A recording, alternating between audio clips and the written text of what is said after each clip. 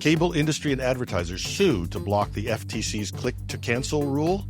Linus Torvalds affirms the removal of Russian Linux kernel maintainers. And a San Francisco billboard calls out tech firms for not supporting open source.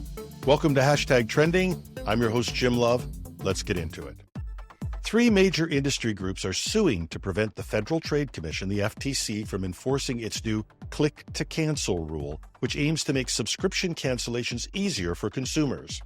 The NCTA, Internet and Television Association, the Electronic Security Association, ESA, and the Interactive Advertising Bureau, IAB, argue that the rule is arbitrary, capricious, and an abuse of discretion. The rule mandates that if consumers sign up for a subscription online, they must be allowed to cancel it online, rather than requiring more cumbersome methods like phone calls, letters, or in-person visits. The click-to-cancel rule is part of the expanded negative option rule set to take effect 180 days after its entry into the Federal Register, unless blocked by the lawsuit.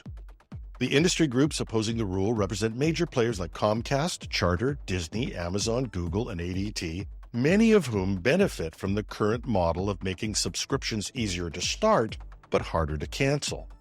Their complaints suggest that the FTC's approach overreaches its authority by attempting to regulate consumer contracts across all industries.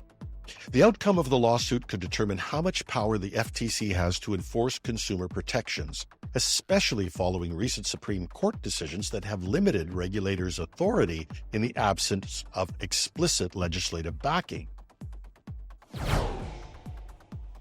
Linux creator Linus Torvalds has confirmed the removal of about a dozen Linux kernel maintainers linked to Russia. The decision, which came to light on October 18th, was initially announced by developer Greg Crow-Hartman, who attributed the removal to various compliance requirements. The maintainers who were removed from the Linux maintainers file were all linked to Russia, with many using Russian.ru email addresses. The removed maintainers were responsible for overseeing Linux drivers used for interoperability with hardware from vendors such as Acer and Cirrus Logic. Torvalds also made it clear that the change is final unless sufficient documentation is provided, and highlighted that the compliance requirements extend beyond the U.S. Torvalds apparently got some blowback on this decision, but he responded to it in his normal, clear, and direct style. I'm not sure I can do it justice reading it myself, but I'll give it a shot. And the text and the link to the original is in the show notes. But here goes. Okay, lots of Russian trolls out and about. It's entirely clear why the change was done. It's not getting reverted, and using multiple random anonymous accounts to try to grassroot it by Russian troll factories isn't going to change anything. And FYI, for the actual innocent bystanders who aren't troll farm accounts, the various compliance requirements are not just a U.S. thing. If you haven't heard of Russian sanctions yet, you should read the news someday. And by news, I don't mean Russian state-sponsored spam.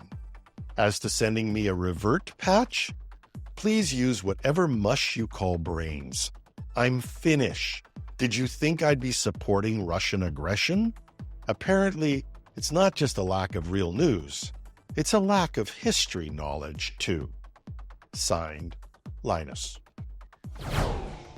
Drivers in San Francisco have been noticing new billboards calling out tech companies for not financially supporting the open source software they rely on.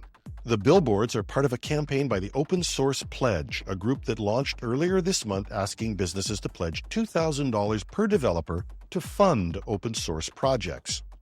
So far, 25 companies have signed up, but the campaign's co-founder, Chad Whitaker, wants to see larger tech firms contribute. Whitaker, head of open source at Sentry, explained that developers at companies benefit greatly from open source software and they should support the individuals who maintain it.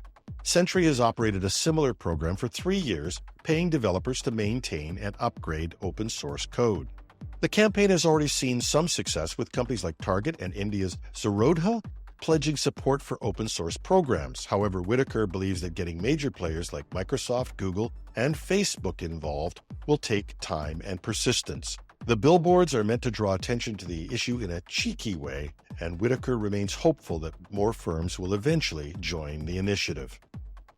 And while we're talking about a wall of shame as a way to change behavior, maybe there should be one for companies that dump staff while their profits are on the rise.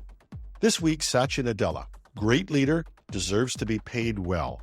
But he will earn $30.6 million more this year, which is reportedly a 63% raise. But don't worry about that affecting earnings. Microsoft laid off 2,000 employees in 2024. And the Bay Area company Upwork celebrated their $28 million profit this year by promising to lay off 21% of their staff. I understand companies exist to maximize profits, but I'm always lost when these same companies talk about the fact that their people are the secret to their success. I'd love to hear what you think. And that's our show for today. Reach me at editorial@technewsday.ca. I'm your host, Jim Love. Have a marvelous Monday.